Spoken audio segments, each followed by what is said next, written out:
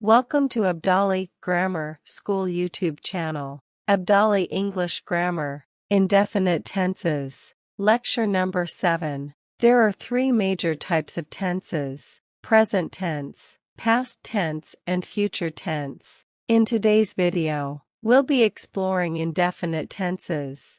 So, let's dive in. Before we delve into the different indefinite tenses, let's quickly review what tenses are. Tenses help us understand the timing of an action or event in relation to the present, past, or future.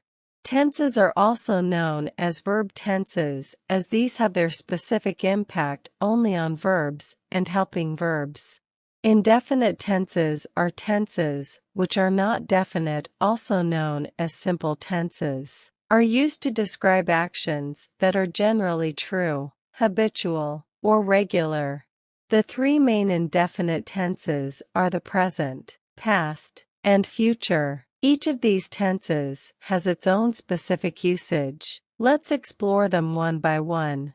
The present indefinite tense is used to describe actions that are happening now, habits, and general truths. For actions happening now, we use the present indefinite tense. For example, she plays the piano or I eat breakfast every morning. These actions are ongoing or regularly occur in the present. The present indefinite tense is also used for habits. For instance, he brushes his teeth twice a day, or they go for a walk every evening. These habits are repeated regularly. Lastly, the present indefinite tense is used to express general truths. For example, the earth revolves around the sun, or water boils at 100 degrees Celsius. These statements are universally true. Now, let's move on to the past indefinite tense. This tense is used to describe actions that happened and were completed in the past. When we talk about actions that took place and ended in the past, we use the simple past tense. For instance, she danced at the party last night, or I studied English yesterday. These actions occurred and finished before the present moment. The past indefinite tense can also be used to describe past habits or routines that are no longer true. For example, when I was a child, I played soccer every weekend, or he used to live in Paris. These actions were regular in the past, but are not happening now. Lastly, we have the future indefinite tense. This tense is used to talk about actions that will happen in the future. We use the future indefinite tense to express future plans or intentions. For example, I will visit my grandparents next week, or they are going to have a party on Saturday. These actions have not occurred yet but will happen in the future.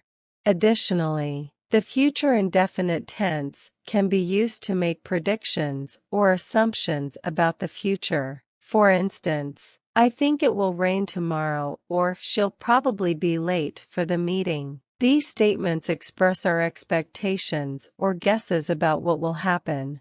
To form a negative sentence in the indefinite tense, we use the auxiliary verb do, does in present tense, did in past tense, and will/shall in the future tense in its appropriate form, and add the word not after it. For example, she does not play the piano, or I do not eat meat. She did not play the piano. She will not play the piano. The word not indicates negation in the sentence.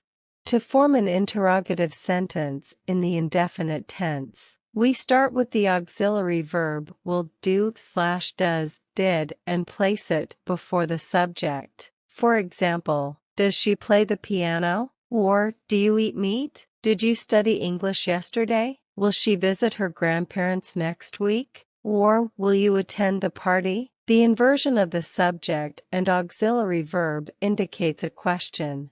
The following table provides a simplified set of rules for the usage of do, does, did, will, and shall. Helping verb do. In affirmative sentences, do is used with I, you, we, they, and plural nouns.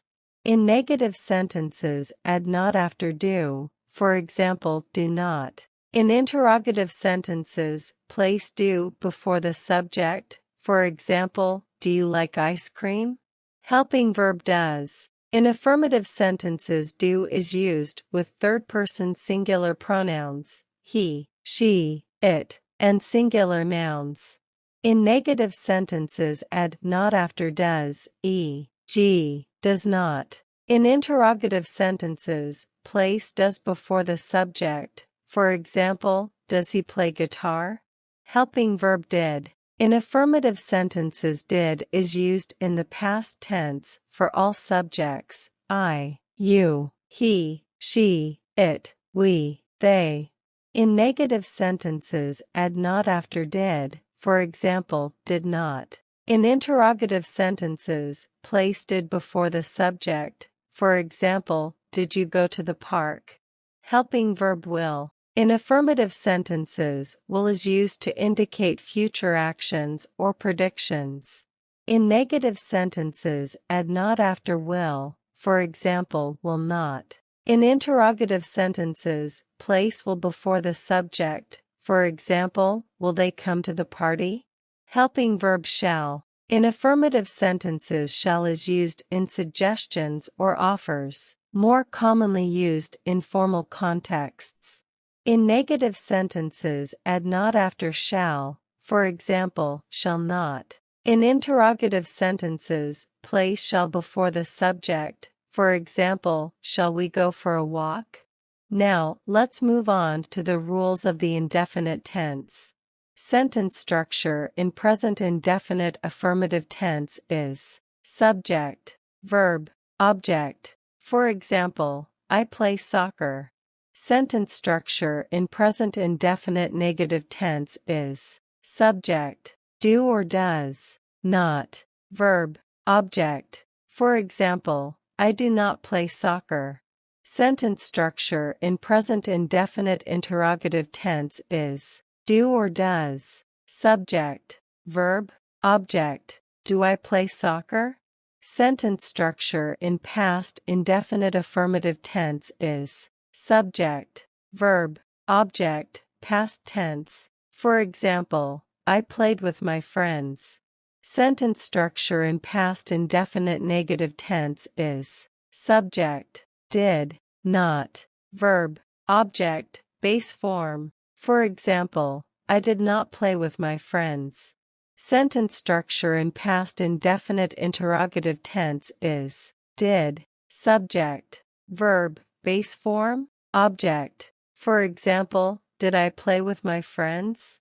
Sentence structure in future indefinite affirmative tense is subject, will, verb, object. For example, I will go to the park.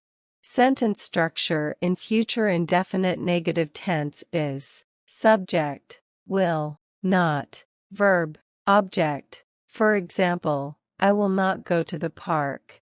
Sentence structure in future indefinite interrogative tense is will, subject, verb, object. For example, will I go to the park?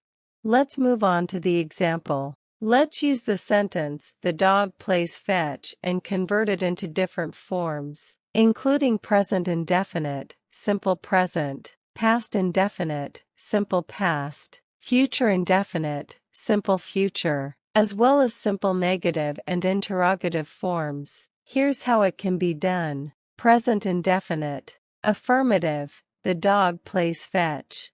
Negative, the dog does not play fetch.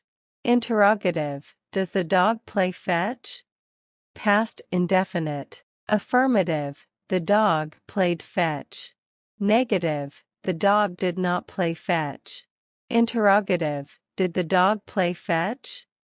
Future indefinite. Affirmative, the dog will play fetch.